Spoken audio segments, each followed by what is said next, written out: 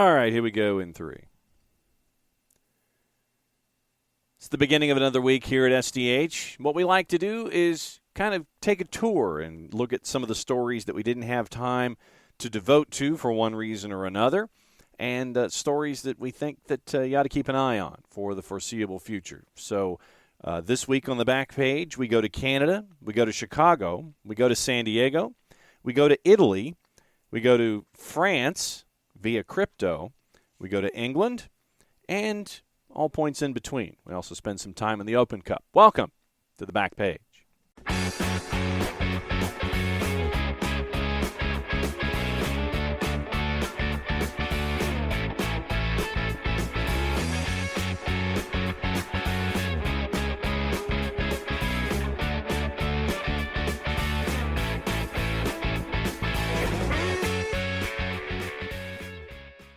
It's another round of the back page. I'm John Nelson. Thanks for hanging out with us here at SDH. And time to take a tour of all of the stories that, as much as we would like to, we don't get the chance to get the full and in-depth discussion on a lot of things on a weekly basis. So what we like to do is kind of, before we head into the next week of actual morning shows, is kind of give you a look back at some of the stories that we missed and keep an eye on them. And for various reasons, we'll keep an eye on what's going on here around the world of soccer. So we'll start off in Canada. And it is Charmaine Crooks, who was officially elected president of Canada Soccer over the weekend, promising to unify the membership, according to the Canadian press, and bring the sport back to its rightful place. The former Olympic track star beat out former Canada Soccer VP Rob Newman for the top elected job at the governing body's annual meeting in St. John's, New Brunswick. Crooks had been elevated to interim president from vice president in late February after Nick Bontis resigned, acknowledging change was needed to achieve labor peace with the Canadian men's and women's national teams. Crooks says the message from the members was clear. Quoting her in an interview, "I heard consistently how trust, transparency, and building better communication was one of the paths forward to ensure that we have a stable, strong organization that all Canadians can be proud of. I want to help bring people together to unite and to really modernize our organization to take it to the next level." She's got a year to do it. That's the time that Bontis' appointment would have lasted. There'll be another election a year from now, and it will be for a full 4-year term.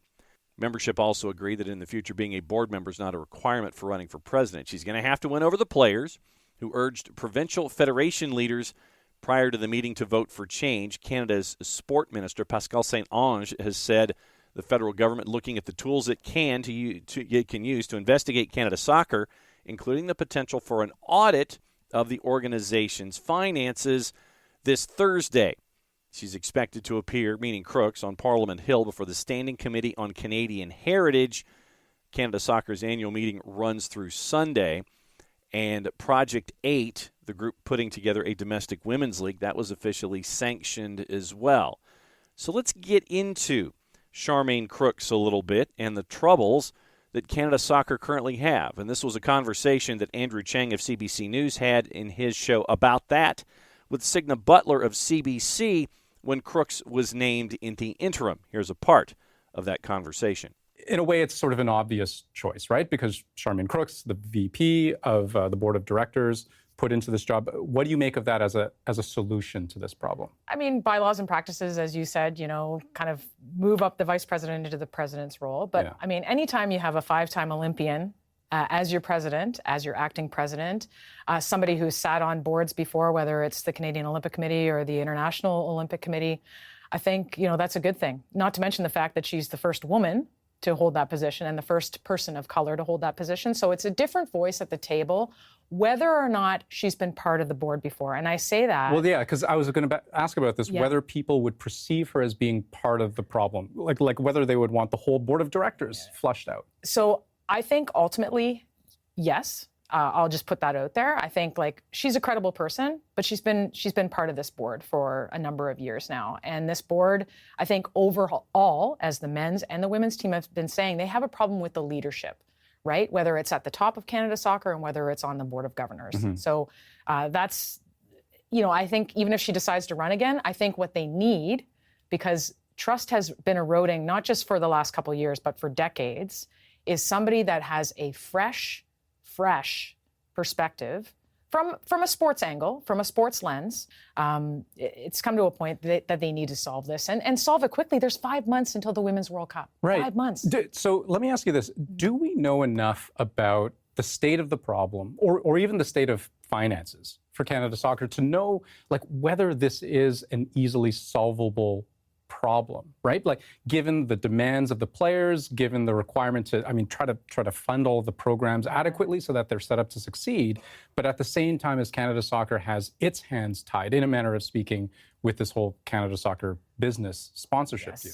And without knowing, and this is what the players have been calling for, is transparency. Without knowing the exact, minutia of that deal with Canada Soccer business, they don't have the numbers really to go with. What we do know is that there is a lump sum that Canada Soccer business, who controls the broadcast media, sponsorship and marketing rights of the national teams, they give a chunk of change to Canada Soccer. It's somewhere in the sort of $3 to $4 million range. Yeah. But you have to remember, the men's team has been successful, qualified for a World Cup ahead of 2026, qualifying for Qatar. The women's team, 3 Olympic medals, including Olympic gold in Tokyo 2020. This deal was done in 2019, maybe without foresight of the fact that these teams were on the up and up. Can they get out of the deal? Well, I think they're going to have to, if they want to get out of a deal, it's going to be a litigation situation. This has been a deal that was done they say it's done in stone. I think you'll have to look. I think that the players are consulting lawyers about this. Right. I think that they'd love to open it up. I think they would have loved to have been consulted on this deal before it was made, because it is their images. It is their livelihood that was affected by this whole thing. Sure. So at the time, I think it looked like a good deal. And lots of countries all over the world do this kind of deal to sell their broadcast and marketing rights. It's not new, but did they foresee how successful the programs would be and how sponsors would come into play and how much money is actually in the pot? We don't know that until it's maybe revealed. And maybe we'll find that out at the Heritage Committee at Parliament. And meanwhile, while we wait, whether it's for that committee hearing or any kind of resolution to this, it just strikes me that none of this can possibly be any good for the game itself. It's not. I mean, a budget cut for both of these teams, that being said, a budget cut for both of these teams is not good. 5 months ahead of the Women's World Cup this summer in Australia and New Zealand, not good. But I have to say, everything that I've seen, the public's behind them. The public wants to know what's at the root of this problem. Can it be solved? Can they get a deal done ahead of Australia? Can they get that's my question. Can they get a deal done? It's a big question to answer. Canada Soccer did not release the vote totals in announcing the results across the board, so we'll keep an eye on what's going on with Canada Soccer now that they have a new president for a year in Charmaine Crooks. Stop number 2 goes to Chicago and the NWSL, and it was stunning news out of the Red Stars organization on multiple fronts. The Red Stars fired their general manager, Michelle Lumnicki, on Friday morning after she was linked to a youth club that employed their suspended NWSL coach from Meg Linehan at The Athletic. Former Utah Royals head coach Craig Harrington was found to have been employed by a Chicago youth soccer club as director of coaching, despite being in the midst of a 2-year NWSL suspension for inappropriate conduct and sexual comments made to players. The club, Chicago Empire FC, was a youth affiliate club of the Chicago Red Stars until 2021 and has ties to Lumnicki, who was the NWSL's general manager. Here's how our friends at WGN-TV covered the firing. Larry Hawley is in the sports department, and here's his story. Once again, the Chicago Red Stars are dealing with a major change in their organization. This time it concerns their general manager, who has only been back with the club for a year and a half. Michelle Lumnicki, a former Red Stars player, was fired on Thursday, with the official announcement coming from the board of directors on Friday. The reason given in a statement was, quote, lack of judgment not to share important information with club leadership. A report in The Athletic, however, indicates that Lumnicki did not inform the club that a former youth affiliate of the team, Chicago Empire FC, had employed coach Craig Harrington, who is currently banned from the NWSL for 2 years due to making sexual and objectifying comments to players while manager of Utah Royals FC.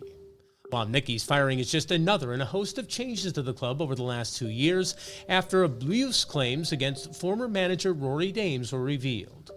It led to Arnim Whistler, the owner, announcing that he'll sell the club, and part of a greater reckoning in the NWSL in the wake of player mistreatment revelations. As this goes on, the Red Stars continue on with their season, with manager Chris Petroselli getting the news like everyone else on Friday.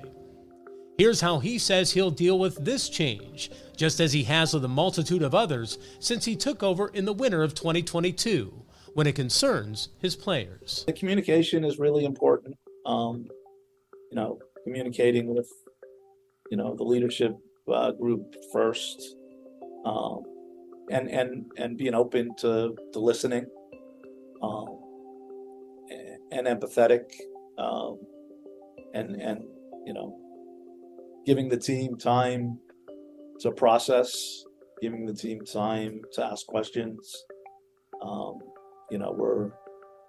We're getting ready for some meetings here, and usually we meet, and it's a 10-minute meeting, and then we're out on the field training. I got a feeling we may be a little bit late to training today, because I do think there'll be some questions and some people with some thoughts as to what's going on. So, but I think being available, and communicating, I think those are probably the biggest things.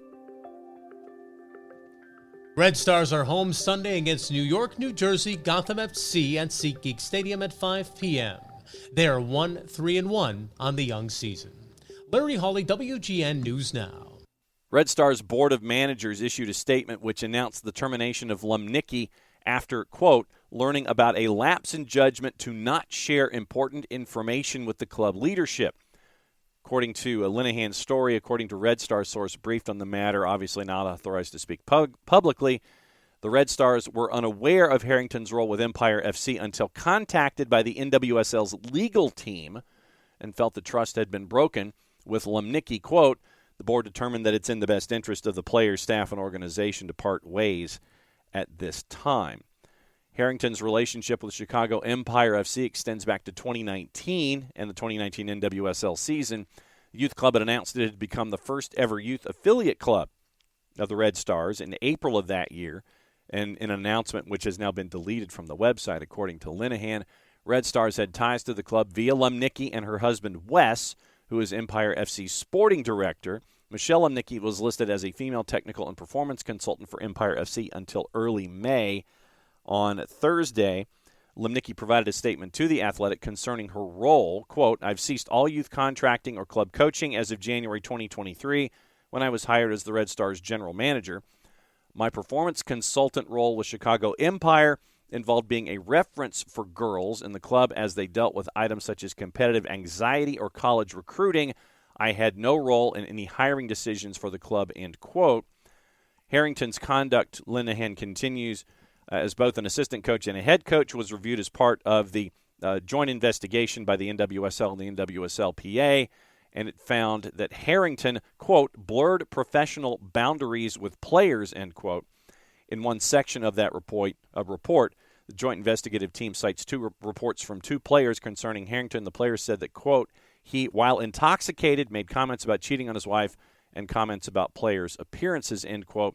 One player told the investigators that Harrington had on multiple occasions in front of players said, quote, I need to have sex with someone tonight who's not my wife, end quote. Harrington denied each of these reports, according to the joint investigative team, but they did not find his denials to be credible when viewed against the accounts of multiple other witnesses. Harrington had previously been suspended from his role as Utah Royals head coach pending an investigation, suspended for 3 games at his subsequent coaching role at Club America and Liga MX Femenil for verbal abuse. He was suspended by the NWSL back on January 9th, rehired in late January by Empire FC, subsequently appearing on the club's website. More with Meg Linehan and her fantastic work on the story, so you can go to The Athletic and see the rest of that particular story. But something else to keep an eye on, where Chicago and Chicago youth soccer are concerned. the NWSL, and the interactions therein. Also on the board in domestic soccer, Commissioner Don Garber of MLS criticized the quality of the Open Cup playing fields and broadcasts at the soccer board meeting back on Friday. Quote, "They're not games that we would want our product to be shown to a large audience, so frankly, I'm not all that disappointed that the audience is small." Going deeper, from our perspective, he said on a call that included U.S. Soccer Federation CFO David Wright, from our perspective, it's a very poor reflection on what it is we're trying to do with soccer at the highest levels. The games are hard to find. I'm telling you as an actual viewer. The reaction from our ownership, from our team presidents, and even our fans in terms of even being able to find the games, the quality of the games, some of the games that we've been playing in are on subpar fields, end quote. I appreciate the enthusiasm about what we need to get better with the U.S. Open Cup. It's just not the proper reflection of what soccer in America at the professional level needs to be. Wright responded, "We understand that the Open Cup is not where we all want it to be. We're committed to getting there." Wright said it also takes resources, and it's a natural opportunity to take a step back now, particularly that we've got renewed interest from media partners, which I think is a critical component to this. But you're right to call out, Wright said, there's other areas of the property that we've got to continue to hone in and refine as we think to the future. Remember, the first 3 rounds of the tournament would be live streamed with BR and on their YouTube channel. Games in last year's tournament were available on ESPN+. So that's your difference right there. Once again, Don Garber not happy with how things are laying out so far with the Open Cup. Also, news in Major League Soccer, it appears, and we say the word appears, that a particular market might be number 30, and it might be San Diego. So it appears, as of right now, in the next, say, 10 days, if everything lines up properly, that the announcement could come that team number 30 could be at a stadium. It could be at Snapdragon in San Diego. So we'll keep an eye on that. About a month ago, when all of this news started rumbling up, our friends at KFMB, CBS 8 in San Diego, sent Shannon Handy out into the community to ask more about it. And here's her report as to how things were leading up to the story in the San Diego Union Tribune that came out over the weekend. Major League Soccer is set to expand, and San Diego is a top candidate to be awarded a franchise. CBS 8's Shannon Handy shows us one of the cities we're up against. San Diego is already home to several professional soccer teams. Bringing an MLS team here would be a game changer, but we've got some competition, including Las Vegas. When it comes to soccer, San Diego has its share of professional talent, from our women's team Wave FC to our men's indoor team the Sockers and outdoor ones Albion and the San Diego Loyal. We've known the potential for San Diego as a soccer hotbed. Ricardo Campos is president of San Diego Loyal. They're part of the United Soccer League, or a second division professional team, whereas Major League Soccer represents the top-tier men's league in the country. Campos says San Diego has long been a contender for an MLS team, in part because of just how popular the sport is here. San Diego has been a soccer hotbed for, decades. So it doesn't surprise me at all. Right now, MLS is made up of 29 teams. Recently, the MLS commissioner said he wanted to add a 30th in the near future, specifically mentioning San Diego and Las Vegas as top contenders. I asked Campos what would happen to the Loyal if San Diego were chosen. One of the things, there are teams there are MLS teams and USL teams that cohabitate in the same market. There are teams who have partnered together. There are teams who haven't worked out in the same market. So there's different opportunities. Campos won't say what he'd like to see happen or whether or not he's been in touch with MLS. To be chosen, there are several factors MLS has to consider, including funding. Hundreds of millions of dollars are needed in franchise fees. Reportedly, Saquon and an Egyptian billionaire have already teamed up saying they'll invest. Ultimately, it's up to the league. But if it were up to fans, what's a better choice, San Diego or Las Vegas? San Diego for sure. It's so beautiful and so much better than Vegas. Vegas is kind of gross. Definitely San Diego. Definitely San Diego, because it's got the beach. Gotta love the beach. Are we all in favor of San Diego? Say aye. Aye. The people have spoken. The people have spoken. Clearly, anyone here is biased. To be fair, let's compare cities. Las Vegas has some great restaurants, but do they have the California burrito? If it's gambling and nightlife you want, Vegas is top-notch, but we've got some of that too. We both have a lot of sand, but ours comes with the ocean. Then there's that saying, what happens in Vegas stays in Vegas. But let's be honest, wouldn't you rather be in America's finest city? We'll let you know what happens. Reporting from America's finest city, I'm Shannon Handy for CBS 8. And does it ever really stay in Vegas? No. No. Side note. Bring it to San Diego. Good luck to the Loyal. I'm sorry. Yeah. I'm not. I guess I lack objectivity with this. I think they're a great local franchise. They've done a lot in the community, and yes. hope they get that franchise. Yes. So the story in the Union Trib by Mark Ziegler, it appears mid-May is what you're staring at. An investment group led by an Egyptian billionaire and the Sikwan tribe close to presenting a formal bid for a San Diego expansion team. They'd play at Snapdragon beginning in 2025. Name has not been determined. And as you listened to and heard in the Shannon Handy piece, San Diego Loyal don't know if they have been discussed or any kind of interaction, development, what have you. San Diego State AD John David Wicker said that the two sides, meaning the proposed MLS group and the city and the San Diego State, are closer than we have been to a lease agreement for Snapdragon, and it appears that the expansion fee would be in the $500 million range, whereas the $325 million that was sent out last time out gave a team to Charlotte. Wicker said, "We've been having very good discussions," he told Ziegler. Based on the soccer we're having this summer, shows the venue's truly built for great soccer. Getting MLS is the last real piece of the puzzle. And you are looking at Mohammed Mansour of the Mansour Group and Sikwan Tribal Chair Cody Martinez. They put out a joint statement. "We continue to push forward with confidence, working together to make the deal a reality. While we're still in the due diligence process, we remain excited about the prospect of bringing Major League Soccer to San Diego City and community with such a rich cultural sporting heritage."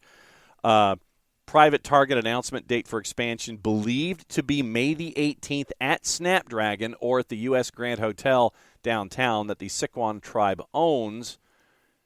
Remember that when FC Cincinnati was announced in 2018, it took another 5 months before their announcement. So it looks like 29 could be going to 30 in very, very short order for Major League Soccer. So we'll see what happens if you go from 30. Do you go from 30 to 32? It is a logical notion that could, in fact, be the case.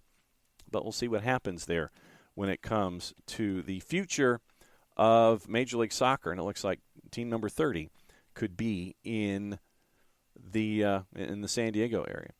Don't know what you feel about crypto, but our friends at Yosemar Football, who do tremendous investigative work, they have come up with a story about Lionel Messi, and Messi apparently being the crypto king. Philippe Auclair, where Lionel Messi made a statement back in August of 2021 about the official launch of his NFTs. Supposed to be his first foray. You know, he'd done crypto in the past, and so this was the next stage in that. Until he had released the NFTs, Messi's involvement, according to our friends at Yosemar, with crypto ventures had not gone beyond featuring in one-shot or short-term promotional campaigns, such as the one where he partnered with BitGet, a sponsor of Juve and Galatasaray, shortly before the 2022 World Cup. And Yosemar goes into the controversy attached to BitGet. Now, Messi's name was not linked to the controversy for BitGet back in 21. Controversy obviously is unavoidable when dealing with crypto, according to Philippe Auclair. It seems certainly was the case with the very first blockchain-based product, which had been endorsed by Messi, engineered by an Israeli company called Siren Labs. Siren Labs, according to Auclair, the brainchild of Israeli entrepreneur Moshe Hogeg, who'd come up with the idea of an ultra-secure mobile phone which would guarantee the privacy of all crypto transactions processed on that device. Messi was brought into the project in December of 2017, making him one of the very first sports people to be involved in crypto industries. Posted on his Facebook account that he was going to be tapped in with Siren Labs. And Hogeg was already well known in the business world. He had his previous ventures had included things like Mobley, a social network that he launched in 2010 with support of folks like Carlos Slim and Serena Williams. Mobley was declared bankrupt 6 years later, So Hogeg goes into venture capital, and he founded a business called Singularity with one of the richest men in Kazakhstan, Renis Rakishev, who's also an investor in Siren Labs. In August 2018, Hogeg had also bought Beitar Jerusalem, a football club known for extreme right-wing and Arabophobic views of its fans, which he swore he would reform with little success. Relationship with Messi appeared to go beyond the strict boundaries of business. Hogeg presented him with a membership card of Beitar at an event staged in Barcelona in 2018, at which Siren's Finny phone, retailing at $1,000 to $2,000 apiece, was presented to the public. To finance the venture, Hogeg announced an initial coin offering, which brought in $158 million in 2017, but the phone never made it to the market. So the relationship there with Hogeg and Siren Labs. Messi's dealings with FanTokenSocios.com also attracted attention when it was reported back in August of 2021. Part of his $30 million sign-on fee with PSG had been paid using PSG token, which is supported by Socios, who signed Messi as their flagship ambassador 7 months later. The value of that PSG token, which must be bought using Socios' own cryptocurrency, shot up dramatically in the period preceding the announcement to reach a high of $62.33 on August 11th of 2021. And then the volume of daily transactions had also skyrocketed, up 4,400%, reaching a maximum of over $600 million in a single day. It didn't stay long. Plummeted. Today, the token is worth under $6, down 90% of its value. And so Yosemar goes into other engagements that involve Messi and crypto.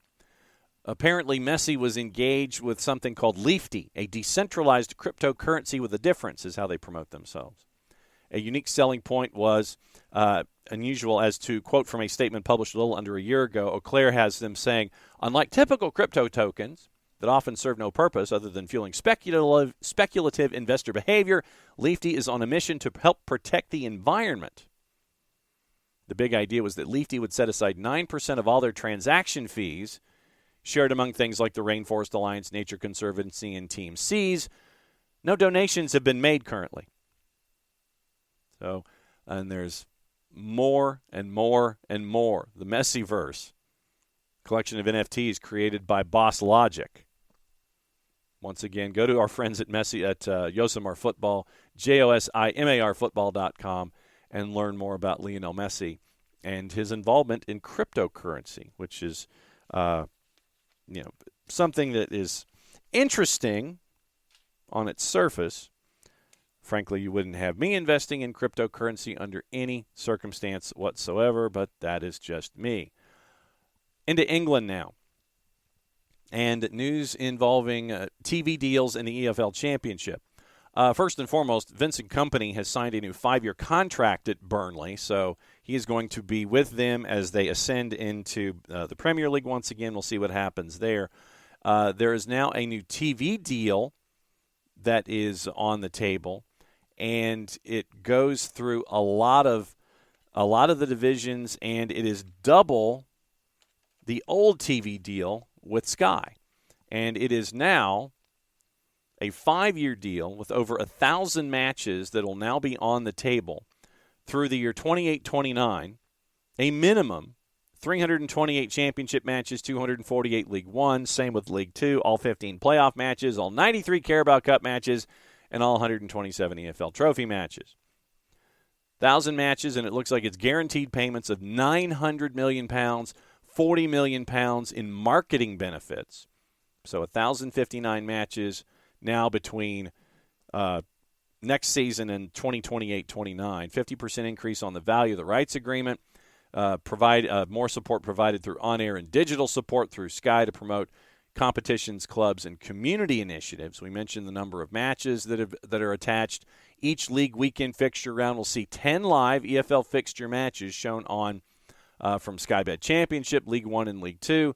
And now, according to Sky, there will be more coverage than ever before for twice the old contract. So increased notice for fans.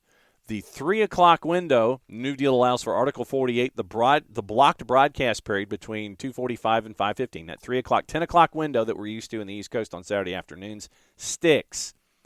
Main broadcast fixture is scheduled for outside the time. I know a lot of folks are not pleased with the maintaining of the blocked broadcast period.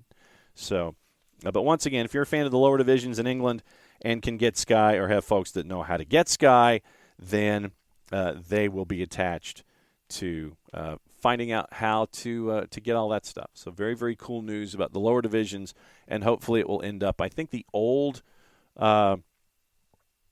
contract only had $3 million per club, and so now it would give them $6 million. So very, very cool stuff, and very, very cool stuff going on with EFL Championship. One last thing before we go. And I know that when we talk about this kind of thing with Nick Alifi is somewhat shocked. # sarcasm font. But from our friends at Agence France Presse, Italy defender Armando Izzo sentenced to 5 years in prison late last week after being found guilty of assisting an organized crime group from Naples to fix a match. Izzo, who currently plays for Monza in Serie A, will be able to appeal the sentence, which is not considered definitive in the Italian judicial system. Ruled to have helped fix the Serie B match between Modena and his then-team Avellino back in 2013-2014. So this is a decade ago. 2 other players were there as a part of it, according to the Italian news agencies. He played 3 times for Italy, was found guilty by a court in Naples of collusion with the Camorra, the city's mafia organization, and sporting fraud for accepting money to help alter the result of a match. His cousin, Umberto Ocurso, believed to be a member of the Camorra clan from the Secondigliano area of Naples, sentenced to 18 months, as was another alleged member of the same group. Monza, owned by former Prime Minister Silvio Berlusconi, said they believed that their player was innocent. The club said in a statement, Monza expresses its complete support of Armando, convinced of his non-involvement in criminal activity. His lawyers are disappointed with the sentence, and after receiving and reading the court's reasoning, will present an appeal. Izzo has played 26 times this year for Monza and helping them get Serie A safety with 6 matches left in their first ever season in Italy's top flight. Banned from football for 18 months, later reduced to 6. Fined about $59,000 back in 2017 for failing to report match fixing while at Avellino.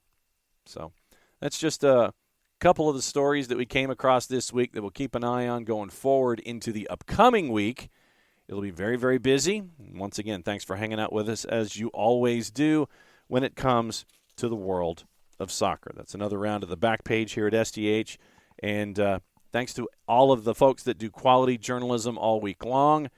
And Backpage gives us a chance to showcase it a little bit. So set your bookmarks a little differently, maybe, with what we come across every single week. So for everybody here at SDH, I'm just John. Thanks for hanging out with us on the Backpage.